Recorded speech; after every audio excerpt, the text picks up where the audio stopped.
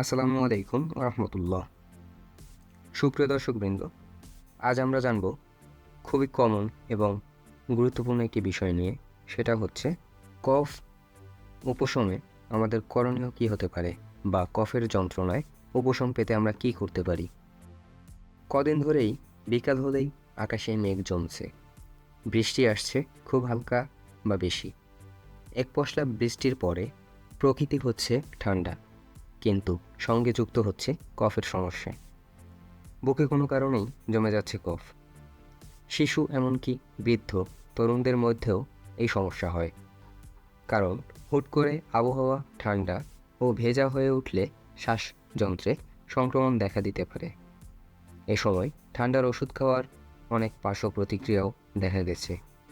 এসব ওষুধে ঘুম আসাসহ নার্ভের অনেক সমস্যা দেখা যায়। তাই বিশেষজ্ঞরা বরাবরই বলেন ঘরোয়া পদ্ধতি অবলম্বন করতে। চলুন জেনে নেই কী সেই ঘরোয়া পদ্ধতিগুলো। নাম্বার 1, ভাপ নিন। কফের সমস্যা হলে ভাপ নেওয়া একটি ভালো পদ্ধতি। বুকের ভেতর শ্লেষ্মা আলগা করার জন্য ইনহেলার না নিয়ে পানি গরম করে ভাপ নেওয়াই ভালো। পাত্রে পানি ফুটিয়ে চুলা বন্ধ করে দিন এবং পাত্রের ওপর ঝুঁকে তোয়ালে দিয়ে মাথা ঢেকে রাখুন। ভাপ নিলে বুকে শুকনো কফটা সরে যেতে পারে। এতে অনেকটা আরাম লাগবে, খুসখুসে ভাব থাকবে না। ভালো ফলাফল পেতে হলে পানিতে ইউক্যালিপটাস বা পেপারমিন্টের মতো এসেনশিয়াল অয়েল যোগ করতে পারেন। নাম্বার 2, হলুদের দুধ। হলুদ সবসময়ই প্রদাহ বিরোধী, তাই শ্বাসযন্ত্রের প্রদাহ কমাতে এটি সাহায্য করে। হলুদে থাকা অ্যান্টিসেপটিক সর্দি ও কাশি সৃষ্টিকারী সংক্রমণের বিরুদ্ধে কার্যকর। তবে হলুদ তো সরাসরি খাওয়া যায় না। 1 কাপ গরম দুধের সঙ্গে 1 চা চামচ হলুদের গুঁড়া মিশিয়ে হলুদের দুধ তৈরি করা যায়। স্বাদের জন্য কিছুটা মধুও দিতে পারেন।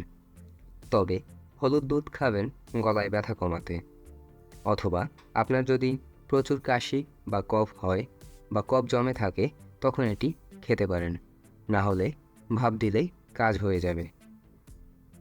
নাম্বার 3, আদা চা।